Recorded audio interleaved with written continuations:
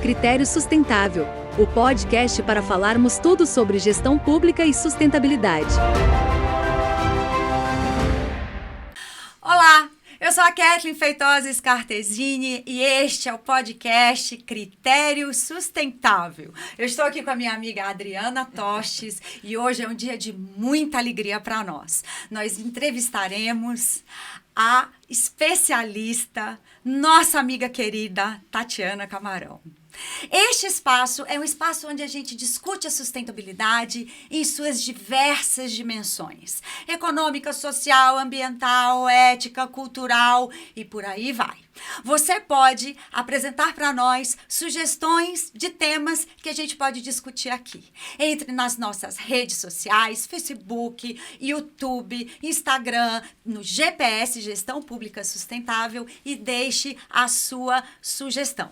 Não esqueça de balançar o sininho, curtir as nossas publicações e assim você vai ficar atualizado com todo o conteúdo que nós procuramos gerar para você, para a gente ficar atualizado com relação a todo esse conhecimento. Os últimos eventos, as últimas temáticas, acordos do Tribunal de Contas da União, os últimos livros e por aí vai. E por falar em livro, né, a nossa entrevistada de hoje é uma... eu diria sedenta por escrever. Ela não para de escrever. Além de tudo, ela é mestre em Direito Administrativo, vice-presidente do Instituto Mineiro de Direito Administrativo, professora da PUC Minas, palestrante especializada no tema de licitações e contratos e, como eu falei, adora escrever. E olha o que nós ganhamos para o acervo do GPS, do Critério Sustentável de hoje. A sua última, não foi a última. O livro do último ainda vem aí, né, Tatiana? Esse é o termo de referência nas licitações e contratos, mas tem também volume 1 e 2, né, de comentários à lei de licitações e contratos administrativos, né, de autoria dela, da Cristiana Fortini e do nosso querido Rafael Sérgio de Oliveira, que nos inspirou a criar esse podcast do Critério Sustentável. Rafa, um beijo para você. Minha amiga Tatiana, que alegria sem tamanho ter você aqui. Ué, alegria. Eu falo, né, que eu estou honrada. Vocês duas estão no meu coração e a gente se sustenta com as amizades. A sustentabilidade é isso. O que é que a gente quer para a vida no futuro? Eu só quero as amizades. E aqui estão duas amigas queridas do meu coração. São amigas amadas e que eu tenho uma admiração sem tamanho, de tão assim porque vocês conseguiram abraçar essa temática de uma forma leve, segura, com muito profissionalismo. Então, vocês duas estão de parabéns, porque a gente precisa muito de profissionais dedicados a este assunto, a este tema, e vocês estão desbravando e se apresentando no mercado como nossas referências, e eu quero aplaudi-las, portanto, em função dessas iniciativas. Ai, que honra, Tati. Como é que a gente vai conseguir agora? Agora a gente só vai chorar, se abraçar. Que honra principalmente, ter a sua amizade. Pois é. Eu fico também assim, vocês sabem que vocês são amigas e irmãs. Pessoal, eu conheci a Tatiana Camarão num evento do Tribunal de Contas em Minas Gerais. E quando eu a vi falando no palco, eu disse, mas essa moça fala bonito. Essa moça fala tão bem. Eu quero ser amiga dela.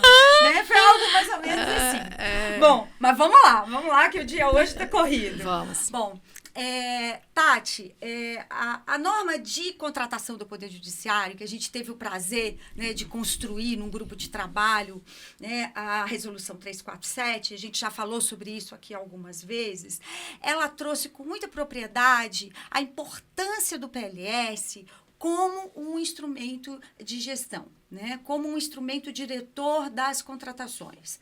Como é que o PLS interage com os estudos técnicos preliminares? Sim. E quando não tem estudo técnico preliminar, como é que faz? Pois é, aí são várias informações. Eu até gostaria de começar com uma preocupação que eu vislumbro hoje nas contratações públicas. A pergunta que se faz é exclusivamente: temos uma fase preparatória? Esta fase preparatória, ela veio com a 14.133, veio de forma muito intensa, ela realmente foi enaltecida pela lei, a questão do planejamento, e as pessoas se apegam exclusivamente a esta fase preparatória. Elas se esquecem que antes de se pensar em uma contratação específica, nós temos que verificar qual é a missão daquele órgão e o que temos de planos para alcançar essa missão. E aí vem o que você vai citando aí, né? O plano de logística sustentável, um plano de obra, um plano de PDTIC, isso vai depender da organização e do que ela vai colocar como prioritário, porque todas essas informações, elas se desdobram e essas informações serão incluídas no planejamento estratégico, que, por sua vez, aí vem o plano diretor de logística sustentável vocacionado às contratações. E aí ele vai dar, é como se ele fosse uma bússola a ser observada ali para as contratações de forma mais específica. Então, ele dirige as contratações e aí o PCA, o Estudo Técnico Preliminar, eles vão ter como substrato essas informações que estão ali contidas. Então, ele vai realmente servir como um guia. E quando se fala em estudo técnico preliminar, é essa preocupação que a gente tem. Onde estão os padrões de sustentabilidade? Eles têm que ter ali alguma diretriz para que ela seja observada, para a gente incluir no estudo técnico preliminar para atender essa diretriz. Então, é mais ou menos isso. Mas já ouvi você falando que não precisa ter ETP para tudo. Jamais. E aí, é por isso a minha pergunta. E quando não tem o ETP? E aí? Porque o que acontece? Eu acho que a gente tá aqui fazendo uma grande confusão de determinar que tem que ter... Porque o que é o ETP? É um estudo de alta complexidade.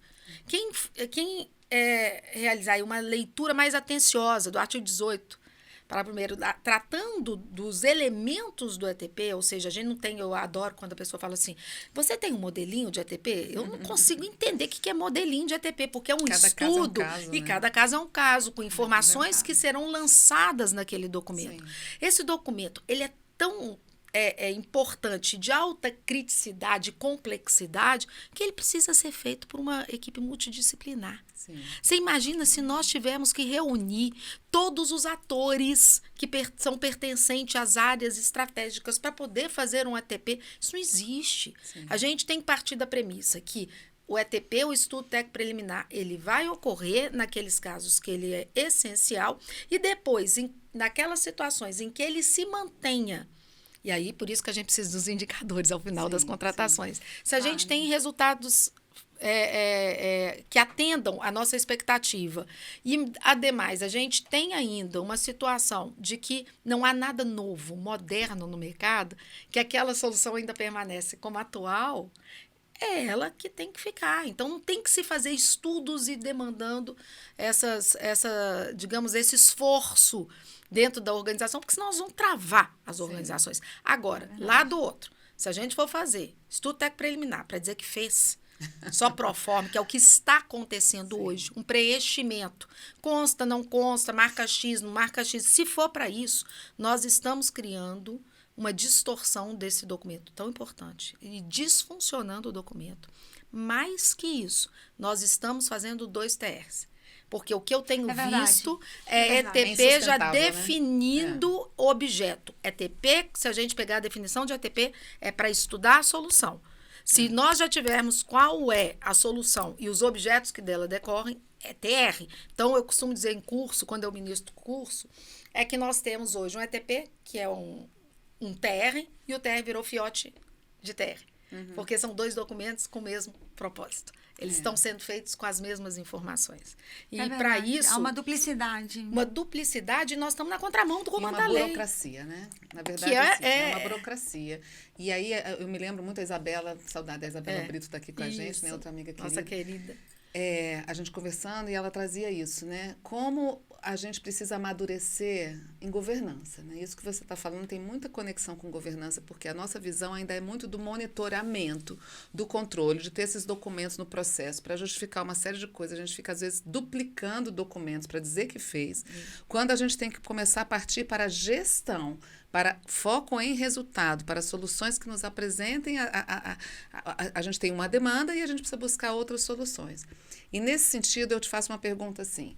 A gente tem a missão do órgão, tem a estratégia do órgão e os planos diretores são o desdobramento disso, né? Entre eles, como você falou, o plano de logística sustentável. Mas por que isso não está acontecendo, Tati, ainda, na sua visão? Assim, por que o plano de logística sustentável ainda não é compreendido, apesar de toda a legislação caminhando nesse sentido? Por que a gente ainda percebe que não se dá tanta importância ao plano de diretor de logística sustentável nesse suporte às contratações, como se dá importância ao plano diretor de obras, ao plano diretor de contratações, ao plano diretor de pessoas, enfim, tudo vai caindo para as contratações. Mas a gente percebe ainda que a sustentabilidade, por mais que ela esteja nos normativos, ela ainda não é compreendida dessa forma. Eu queria que você falasse. Sistêmica. Eu queria que você falasse um pouco sobre isso. Eu só quero fechar, se vocês me permitirem, Com certeza. A última pergunta, porque você colocou um ponto e eu logo em seguida eu respondo essa questão.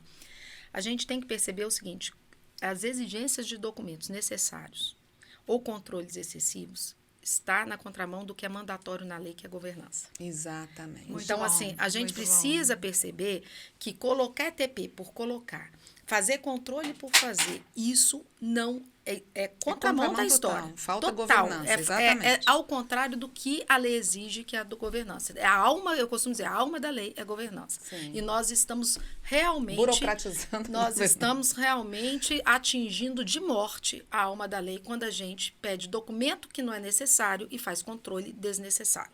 Então, o que a gente tem que perceber, e aí vem as assessorias jurídicas, os órgãos de controle interno, eles têm que tomar muito cuidado com isso. Sim. Porque os comandos que eles estão dando são comandos contrários ao que é mandatório na lei, que é a governança. Aí, voltando agora para a questão que você me coloca, que é a questão, por que nós estamos tão, eu vou falar que nós estamos engatinhando no que diz respeito ao PLS, ao plano de logística.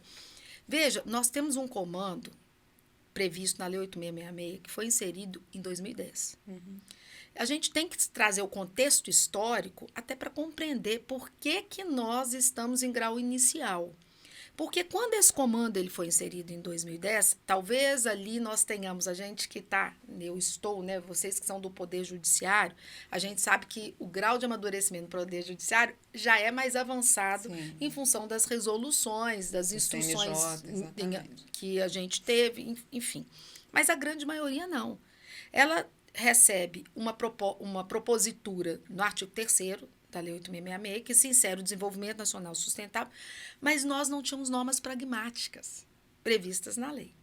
E dali começam, portanto, as nossas evoluções com relação à temática, que num cenário, né, que dá ali, né, mais ou menos assim, 2013, 2014, ele teve um cenário míope, que foi um cenário exclusivamente ambiental.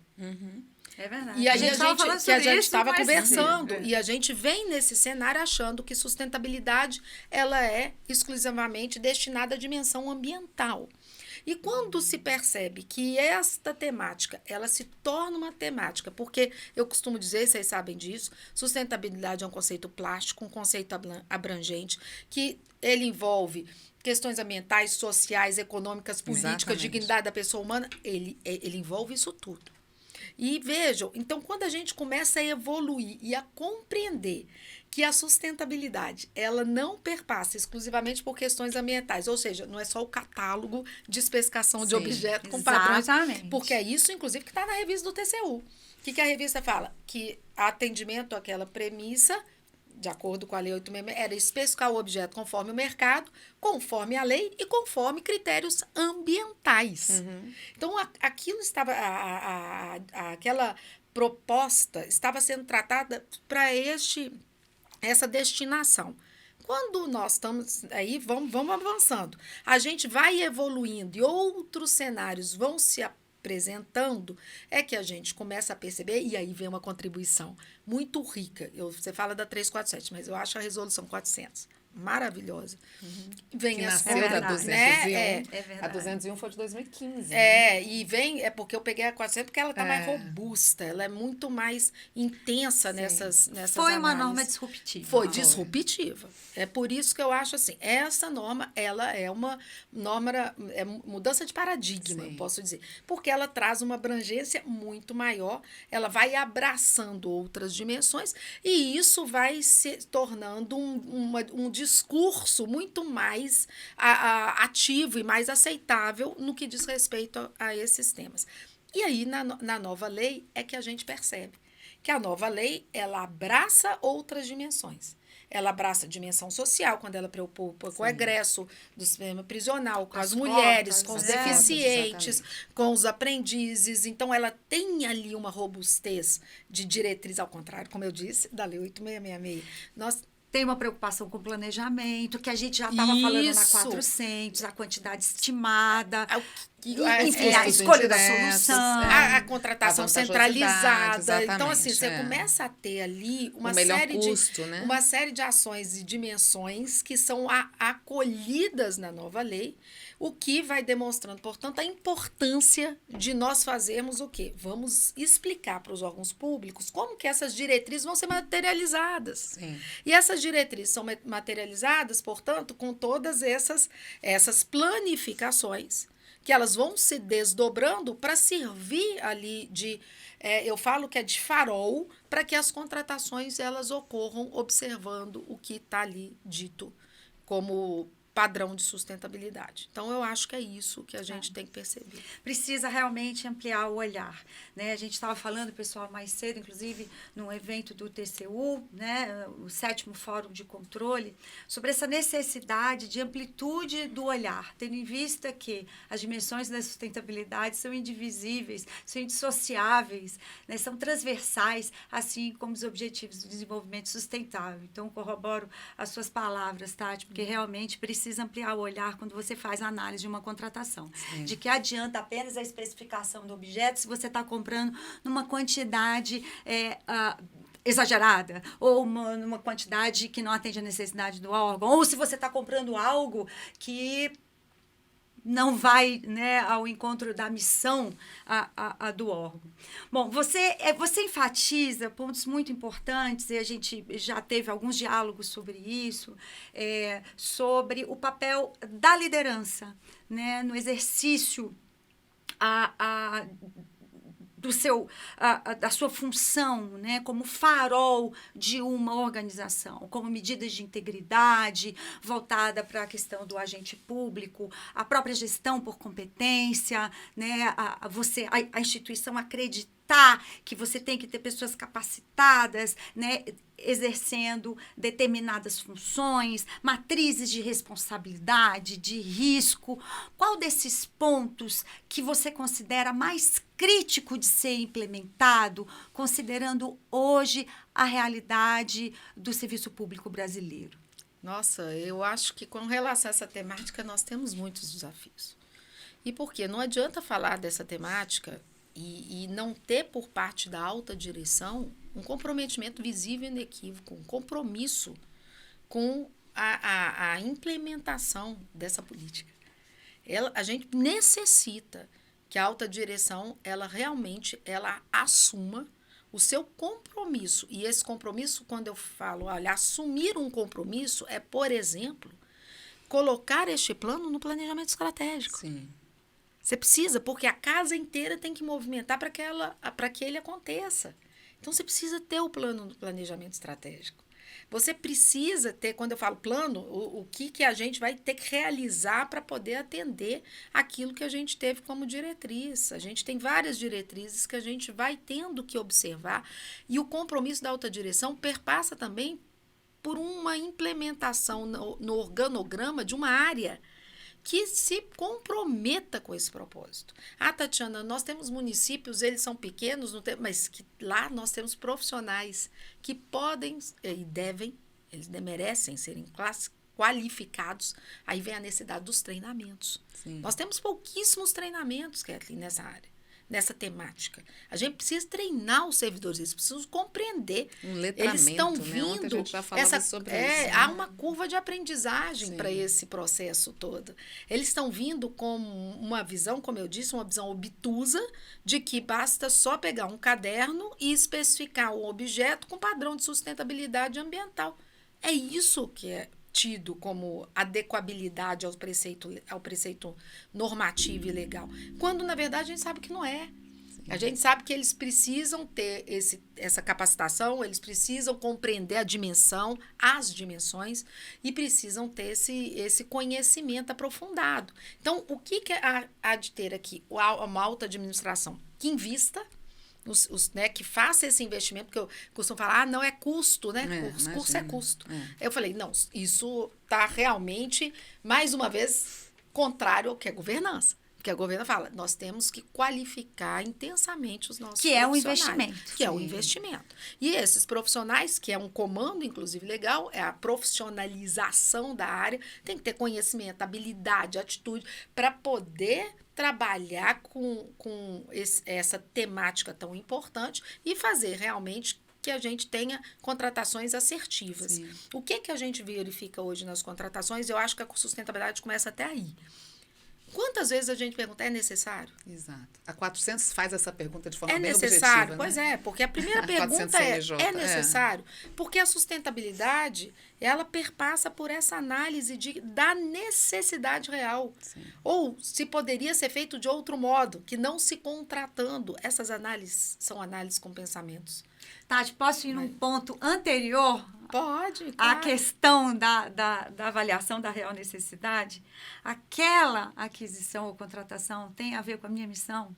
Sim. Governança e sustentabilidade, que é um tema que a gente já Perfeito. falou algumas vezes. A análise tem que começar lá atrás. Lá atrás, ela tem que ter um elo de coesão. Exatamente. É o que eu falo, a grande questão hoje é pensar que uma contratação, ela começa com o DOD, ou com o DFD, ou Sim. qualquer nome, DID, ou o que vocês quiserem colocar de documento que inicia a demanda, não é ali, não. Ela vem lá dos desdobramentos do que se materializa essa missão, Sim. essa vocação da organização. Senão, nós estamos comprando o que está desalinhado. E, às vezes, até o que está comprando com todos os critérios atendidos e não está atendendo a missão, né? Às vezes, você pode comprar... não, tem todos os critérios, eu segui tudo, mas ele realmente vai ter utilidade? A gente até brinca, né? Que um indicador interessante é o nível de estoque, né?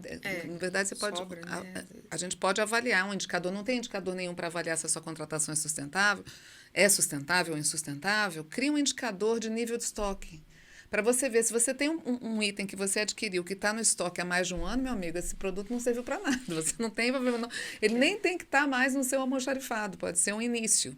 É um exemplo bobo, mas ele é aplicável a vários órgãos, né? Que às vezes tem aquele item no catálogo há anos, está repondo aquela contratação, porque a tendência do gestor de contrato, até por falta... O volume de legislação é muito grande para se estudar, as coisas mudam muito rapidamente, a gente ainda não amadureceu na governança de contratações, é uma coisa muito recente, e aí a pergunta que eu faço é o seguinte: como é que esse gestor do contrato que está lá na ponta, que não recebeu essa diretriz da alta liderança, nem da liderança direta, para trazer soluções aplicáveis à real necessidade e que sejam disruptivas, portanto, inovadoras, como é que ele vai fazer isso? Ele não vai fazer. A conclusão, assim, eu já pergunto, né, e eu vejo isso, a dificuldade que a gente tem também de quem está no operacional. Ele precisa dessa máquina azeitada que você fala, né, de direcionamentos, de planejamentos, de orientações, de diretrizes, para que ele possa partir para uma inovação. E eu vejo que isso tem tudo a ver, é uma iniciativa mesmo transversal. A sustentabilidade acaba que ela é transversal nesse sentido, como a integridade também é transversal nesse sentido, porque se você está como gestor de um contrato, adquirindo um produto que você não sabe nem a motivação, você só está adquirindo porque ele está ali no catálogo do ano anterior, e normalmente se coloca só o índice inflacionário e segue a contratação, isso é ético, isso é íntegro, por exemplo? Né, Tatiana? Eu tenho duas coisas que você colocou aí, Adriano, que me preocupam muito. porque a gente, quando você está falando de indicadores são necessários, porque é só com indicadores e dados a gente evidencia que a gente retroalimenta o sistema. Aliás, eu não consigo conceber uma governança sem dados e evidências. As decisões estão sendo tomadas de forma subjetiva, ideações, a ideação. A minha ideia é que não existe, isso é impossível. Então, a gente está precisando ter a cultura dos indicadores, Sim. que a gente não tem. É verdade. Tá? Então, a gente começa as contratações e isso a lei exige, inclusive no termo de referência, no item gestão, a gente tem que colocar agora os indicadores, porque eles vão ser aferidos e isso retroalimenta o sistema. Um dos indicadores, por exemplo, você colocou a questão do estoque, perfeito, uma questão da qualidade. Sim. Nós temos aí contratações que a qualidade é a pior possível e a gente mantém essas contratações, aceita essas entregas, quando na verdade a gente não poderia mantê-las e tampouco aceitar o recebimento desses materiais, porque a gente necessita, e a lei é também mandatória nisso, de contratar com qualidade. Sim. E só para fechar aqui, a questão da minha preocupação com planejamento, e quando eu falo preocupação, de se estar contratando, inclusive sem saber o que é necessário, tem um acórdão do TCU, que é o 588 de 2018, do ministro Bruno Dantas, que é o presidente hoje do TCU, em que ele fala que o planejamento estratégico das organizações é nada mais, nada menos que um pedaço de papel. Ou seja, se é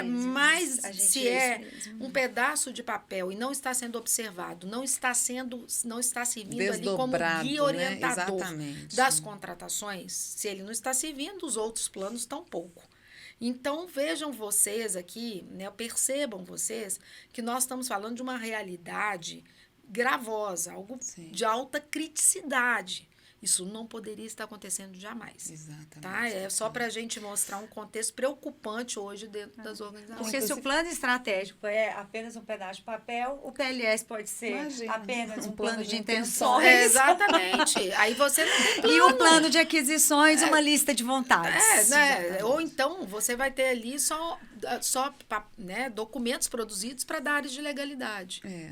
Até no artigo 18 da nova lei, eu gosto muito quando esse artigo traz, o artigo 11, perdão, a necessidade de análise do ciclo de vida do objeto para a seleção da proposta mais vantajosa. E eu já começo emendando a sua resposta da pergunta anterior sobre essa questão da vantajosidade, né?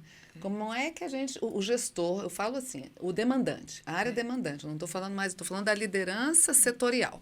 Porque quando a gente fala em governança, a gente tem a governança na liderança do órgão administrativo, a liderança na estratégia, a liderança setorial e a liderança como demandante de contrato, que ele é um líder daquela decisão de demandar uma proposta mais vantajosa.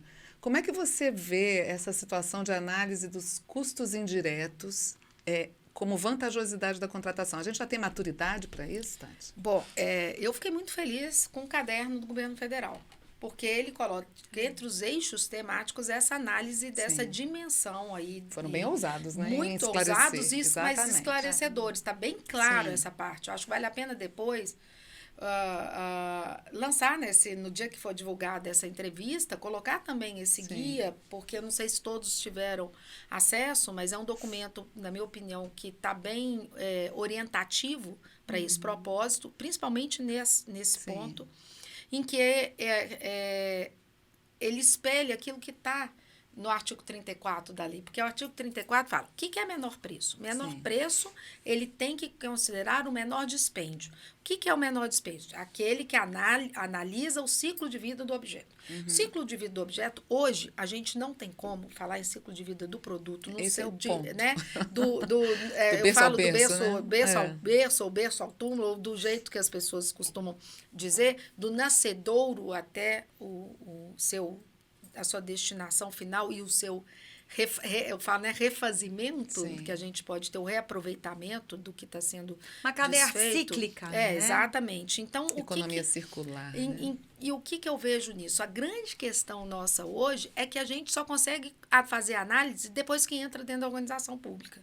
Você não consegue ir lá na empresa analisar como que o produto está sendo gerado, se tem mão de obra escrava, se não tem, se o produto está usando matéria X, W, isso, se ali está consumindo. Isso não é possível ser feito. Se até os editais trazem essas questões, mas a gente só vai aferir no dia a dia da contratação. Dali da contratação para frente. Exatamente. Por isso que o ciclo de vida do objeto tem um recorte aqui que a gente faz essa análise para frente. Então, e a análise é sob perspectiva do demandante. Do demandante. E não de quem está fabricando. Perfeito. Porque nós não temos ainda condições dessas informações. Exatamente. Né? E nem então, certificações. Nem certificações. Então, a gente tem hoje a CVM, né, que a gente não tem isso trabalhado. Acho que o Inmetro tentou fazer essa análise desse ciclo de vida do produto na sua integralidade, mas não tenho ciência desse êxito. A gente ainda está bastante... o acervo, né, que a gente chama, do ciclo de vida. Não sei se temos isso, mas só para voltar. Então, a gente analisa os custos indiretos dessa contratação. Quais são os custos? Se eu pegar um equipamento, um ar-condicionado, eu vou ter que avaliar o quê? Consumo da água, consumo de energia, reposição de peças. Custo-benefício. É isso garantia, que tem. Quem vai avaliar isso? Como é que isso vai vir? Isso vai vir no ATP. Sim. Isso vai ter lá os elementos que as empresas vão ter que informar, não é o agente de contratação, não é o pregoeiro, eles vão ter os elementos que serão objetos de preenchimento pelas empresas e, ao final, vem o valor total com os custos indiretos daquela contratação, num período de 3, 4, 5 anos, vai depender ali do objeto. E aí a gente analisa o valor final, qual é que te dá o menor dispêndio. Essa é a tônica da lei no artigo 34. Que já é uma grande evolução perto do que se fazia até então. Mesmo porque o que a gente tem hoje é só a aceitação do valor de face. Exatamente. E por isso que a gente tem inúmeros produtos adquiridos e que são de péssima qualidade, que trazem o desconforto de um prejuízo passivo temerário. E a gente, graças a Deus, está caminhando. Tem impactos nos bens naturais, né? Quer dizer, água, energia, que antes não eram calculados. E esse é o vínculo também que se faz com a contratação sustentável. Não é só trazer o critério, não é só mas preço, analisar os impactos que ele vai ter dentro na fase de utilização, na fase de descarte dentro do órgão. Isso eu achei que foi muito bacana, ainda que não descrito dessa forma, né? Muito bacana. Estamos no processo ainda, né, digamos, estamos engateando. Estamos engateando. Com esperança. Mas tudo isso é critério de sustentabilidade. Sim, tudo eu isso. acho que o importante é a gente verificar que nós já temos documentos tratando e que servem de orientação.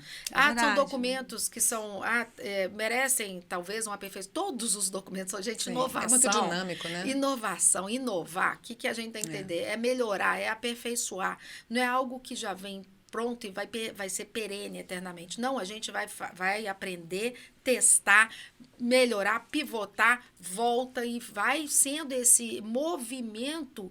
Ele não é um movimento que ele se presta só a resolver aquela situação. Ele é perene. Sim. Ele é um movimento dinâmico, permanente, né? Dinâmico. É isso que eu acho que a gente tem que perceber. Então, esse documento ajuda muito. Tati, eu vou aproveitar esse momento dessa sua fala para deixar aqui um hashtag, já tem um órgão que está fazendo um negócio muito legal, vou puxar a sardinha para o STJ, porque está fazendo uma análise de critério de sustentabilidade que começa com governança, vem com o planejamento, avaliando questões relacionadas ao ciclo de vida do produto sob perspectiva do demandante.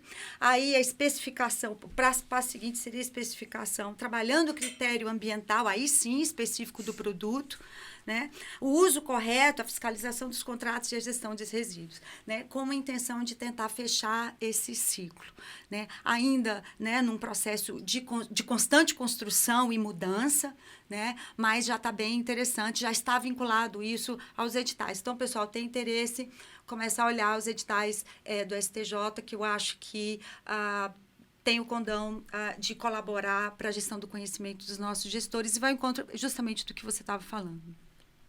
Bom, pegando um ponto que você falou agora de trabalho escravo, a gente sabe que tem muita contratação, né, que a gente está fazendo sem uma análise criteriosa do mercado fornecedor, né? Às vezes a gente contrata sem saber o que vem do outro lado, né? E o nem se ele planejamento está apto, né? Nem se ele está apto a fornecer o que se demanda. E o planejamento é o grande, talvez, a fase que melhor elucide o que a gente vai ter como resultado, né, lá da frente. A gente vê muita empresa que muitas vezes não usa um equipamento básico de EPI, né, um trabalho escravo, como eu estava falando, descumprimento de normas ambientais, enfim, outras situações que causam um desgaste, podem causar um desgaste na imagem da instituição, se isso, né, enfim, tiver transparência com relação a esse processo, né? E eu vou recordar agora o que nós trouxemos como preconizado na Resolução 347 e na 8678, que é justamente a construção de uma política de interação com o mercado fornecedor, como uma forma de promover também uma inovação, né, nas soluções que maximizem a efetividade dessa contratação. Qual que é o papel do fiscal do contrato nesse processo e por que a gente está tendo tanta dificuldade na construção desses elementos? Bom, eu acho que é uma mudança de cultura, de mindset. Sim. Porque o que acontece? Quando a gente fala em interação com o mercado, a gente tem que perceber que interagir com o mercado é trabalhar a comunicação com o mercado. É também trabalhar a escuta. Sim. E a gente não tem escuta. Então, a gente precisa entender que há uma mudança mesmo. Nesse aspecto, eu não tenho dúvida. Mas o que é importante registrar? Que a lei, ela incentiva essa conversação, essa troca. E tem um sentido, porque nós vamos reconhecer a nossa... quando eu falo reconhecer no seguinte sentido, os órgãos públicos não estão aptos a saber de todas as informações do que se pretende contratar. Porque não é sua finalidade principal, não é sua atividade fim. Ele não tem como atividade fim, por exemplo, fabricar um equipamento. Ele não tem como atividade fim desenvolver um software. Então, a gente precisa do mercado, por isso é que a gente costuma falar da simetria de informações, porque a gente define informações que a gente não entende, a gente não tá compreendendo. Então, a gente precisa entender. Mercado, me fale a respeito disso. Me traga as informações.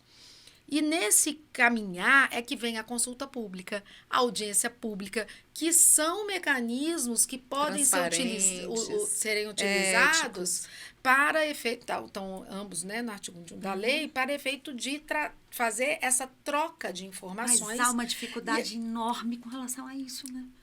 Você sabe que nós tivemos uma experiência, eu estou falando aqui do Tribunal de Justiça de Minas, em que a gente foi para o ambiente de consulta pública e trabalhou isso e veio o reporte disso. Tem um case do Fundo Nacional de Desenvolvimento da Educação, que não é de hoje que ele já faz. E aí ele lança a informação e fala assim, eu preciso trabalhar com vocês essas questões. E aí o mercado vai interagindo o que precisa, que é o que a Adriana acabou de colocar aqui, que é a questão do padrão de integridade. Sim. Porque interagir com o mercado não deveria ter sido tratado o mercado como inimigo ou proibir essa interação. Não. A questão é colocar padrão de integridade. O que é o padrão de integridade? É o que está na lei. Vai chamar? Chama todos. Sim. Marca um dia, marca a hora, divulga ou manda para consulta para todo o mercado. Faz no o mercado YouTube, dá devolutiva, faz registro desses encontros, mas dê transparência. Exato. E eu acho que é isso. Agora, com relação à mesma lógica, né? Isso vai fortalecer o quê? E fortalece muito porque você já vai com teu material preparatório mais consolidado. Sim. Isso evita a impugnação. Sim. Isso evita a representação, mandado de segurança, porque você já tratou com o mercado aquelas possíveis questões que seriam objeto aí de uma irresignação. Sim. Então, a gente já tratou ali, já conversou, já vai evitar eu vou além, lançá-las. Sabe que eu vou além? Porque eu acho que o Estado aprende com o mercado. Sim. E o mercado aprende com o Estado. Sim. Até ontem a gente estava comentando isso, né? Falando numa situação bem macro, que é o atendimento ao cidadão. Aqueles órgãos públicos que atendem um volume grande de cidadãos, né? Que hoje há filas enormes para o atendimento ao cidadão. E se você for olhar uma das causas, às vezes, É um equipamento de tecnologia, é uma internet que é falha, porque não foi feito um planejamento e, às vezes, comprar um equipamento para aquele órgão é muito caro. Então, uma audiência pública pode atrair outras empresas para entender que existe um mercado naquela região, pode justificar uma compra compartilhada, porque às vezes aquele órgão não consegue sozinho fazer uma compra de um equipamento mais potente ou de uma internet mais potente, mas se ele busca uma audiência também com outros órgãos públicos, ele pode buscar encontrar soluções ouvindo o mercado. E o mercado ouvindo a demanda, podem juntos chegar a uma solução que quem vai ser beneficiado é o cidadão que vai ser atendido na ponta. Então, essa visão da relação com o mercado de forma transparente e de forma conjunta, eu acho que não há risco nenhum de integridade, aquele medo que havia de, vai parecer que eu estou recebendo uma empresa. Isso é um outro momento, gente. A gente já está assim, no nível, como a Kathleen fala, no nível 10 do videogame, né? A gente já ultrapassou muitas barreiras. Eu acho que a gente só tem que usar dos métodos de integridade, mas sim. jamais colocar o Sempre mercado básicos, distante. exatamente. E eu acho que o mercado precisa, inclusive, participar dessa conversa, porque é preciso compreender a necessidade. Exatamente. O que costuma Às acontecer... vezes ele pode prototipar uma solução. Não, e às vezes o próprio órgão está dando para ele uma solução para um problema que não vai resolver, porque ele desconhece o mercado. Aí o mercado vai falar, essa solução que você está tentando contratar é uma solução desconecta com a sua necessidade, sua realidade. Então, você vai ter ali do mercado uma informação que vai poder ajustar o seu encaminhamento da contratação. Isso eu entendo como desenvolvimento nacional sustentável, que não é uma obrigação só do Estado. Perfeito. Quando a lei traz isso, ele também busca, o governo busca o empresariado, a indústria, para falar, participe também desse movimento para o desenvolvimento nacional sustentável. Mas ele tem que ser convidado, tem que seguir essas regras de integridade. Eu acho que tudo vai caminhar muito bem. E fortalece o mercado. E né? fortalece o mercado tudo, que eu falo de empresas boas. Fornecedor, exatamente. Porque quando você traz o mercado e o mercado vai conversando e te fazendo comprar melhor, você fortalece as empresas que são as empresas com qualidade. Eu vou aproveitar essa colocação da Adriana com relação ao atendimento de demandas complexas, né, para pedir para você comentar com a gente sobre contratação de startup. Tatiana saiu na frente. Gente, Tatiana Camarão saiu na frente, o TJ de Minas tem uma política já, na verdade, um modelo, né, desenhado para contratação de startup, que é uma super inovação e que a maioria dos órgãos ainda desconhece, né, essa alternativa, né, para quem sabe a desenvolvimento de soluções justamente para atender algo que está ali dentro da instituição, ano após ano, uma dificuldade enorme em desenvolver soluções e não consegue, né, evoluir para os próximos níveis do jogo. Eu queria que você falasse para a gente, para o nosso público, como é que foi esse processo e como é que o gestor pode contratar algo que talvez não seja a entrega, né, de um produto no almoxarifado. Perfeito. Bom, o que acontece? Primeiro, eu gosto quando fala assim, a Tatiana é muita gente, porque aqui tem uma equipe com Tatiana trabalhando no TJ, vou citar alguns nomes, me perdoe se eu esquecer de alguns, mas é a Juliana Piscinin, que vocês já conhecem, é o Henrique, é a Cris, Patrícia, Júlio. Gente, bom time, né? É um bom time, é um ótimo time que está participando disso, a Mariana, enfim. Nós temos lá um time que está por trás disso tudo e um time vocacionado, né, colocado, aí já vem o compromisso da alta direção. Sim, então, a diretriz, né? A diretriz. Vamos buscar novos modais, que é isso que a gente precisa entender. Então, quando a alta direção fala, olha, não podemos ficar aprisionados com aquilo que a gente já usa, sendo certo que a própria lei e outras leis, né, eu não vou citar todas, e decretos, eles nos oferecem outras modulagens. Então, a gente fez ali uma pesquisa, e na época eu dei o início a esses estudos com a Patrícia Belloni, com relação a buscar novo modal, e a gente encontrou a startup, que foi a Lei Complementar 182. Qual era o problema colocado, Tati? Na época, a gente começou com um problema específico de atendimento, mas o que nos levou a essa contratação é porque o fórum está passando por uma reforma. Então, nós estamos com a situação toda pulverizada de atendimento. E aí, com isso, precisamos alocar, fazer com que essas informações cheguem ao usuário, porque os usuários não sabem onde seus processos se encontram. E mais que isso, qual é a grande questão hoje também? A gente tem as secretarias que elas param a todo momento para atender uma testemunha, para atender o réu, uma das partes, etc. Então, a gente também tem isso. Então, a gente pensou, o que pode melhorar o atendimento? Aí, o doutor Sérgio, que é o magistrado que capitaneou com a doutora Marcela essa questão, ele traz a demanda para a gente e aí a gente começa a trabalhar o enfoque da startup. Então, a gente fez todo o estudo. Por que é interessante? Porque a lei complementar, ela fala que é suficiente trazer o desafio. Eu não preciso fazer o estudo técnico preliminar, eu não preciso fazer o termo de referência, eu preciso do qual é o problema a ser resolvido. Então, a gente tem ali o problema a ser resolvido.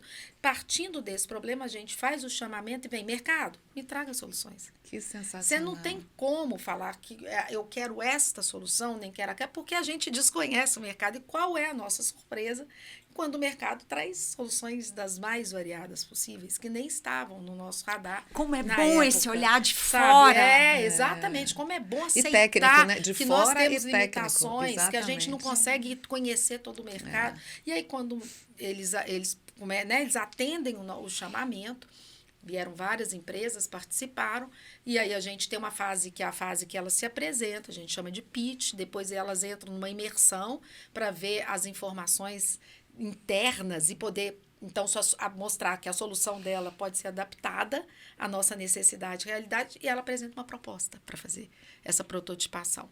E ela apresenta, então, a proposta, terminou ali, então eu já estou dando o nosso processo validado até aí. 2 empresas foram declaradas, então, não vou falar vencedoras, mas a gente vai contratou 2 empresas para elas prototiparem. E por que 2? Porque as soluções, elas se somam. Então, a gente tem ali essa possibilidade agora, elas estão numa fase de execução, mas eu vejo que é um procedimento diferenciado que nós temos hoje no caso de startup e que vai possibilitar o atendimento aí não é para tudo, mas Sim. serve também como uma opção. E, e esse edital já está publicado? Quem quiser. O edital está publicado, eu acho que vale a pena também depois colocar, porque a gente fez um edital interativo muito interessante, inovador e vale a pena também. E o seu olho brilha, sabe? Que eu não sei exatamente quanto que eu conheci a Tatiana, mas uma coisa que eu acho encantador na nossa entrevistada de hoje é essa paixão que ela tem pela melhoria contínua. Quer dizer, tá bom, tá ótimo, mas pode melhorar. Tá bom, pode melhorar. Vamos continuar avançando, e nisso ela vai escrevendo esse tanto de livro aí, se vocês buscarem aí a biografia dela, porque a gente ontem releu para fazer essa entrevista e é sempre atual, Tatiana, é sempre atual. Você está à frente do seu tempo, parabéns. Muito obrigada. É um orgulho ter você aqui. Eu falo que a gente fala muito de utopia, mas utopia é nada mais, nada menos que ficar em busca de. Exato. Né? A gente buscar sempre, a gente, estão 2 passos à frente, então vamos mais 2, e assim seguir. Parabéns. Bom, parabéns. minha amiga, infelizmente a gente chegou no nosso tempo. Pois é. Nós teremos que ter uma segunda edição, 3ª, 4ª, 5ª, 6ª. Nós temos muito tempo para falar porque o assunto realmente não tem muito fim. amplo. Tinha mais perguntas aqui, mas enfim, eu vou deixar para o nosso próximo encontro. Eu te agradeço, gratidão do fundo do coração. Muito você obrigada, tá aqui. minhas queridas. Namastê, seja feliz. Minha amiga todas. Adriana, obrigada. E para você que está nos assistindo, não deixe de conferir, né, os documentos que a gente coloca, né, na descrição desse vídeo, e o edital do TJMG com relação à contratação de startup vai estar lá, assim como os livros da professora Tatiana Camarão. Eu te vejo na nossa próxima edição. Um beijo, fica com Deus e tchau, tchau! Critério sustentável. Oferecimento. GPS.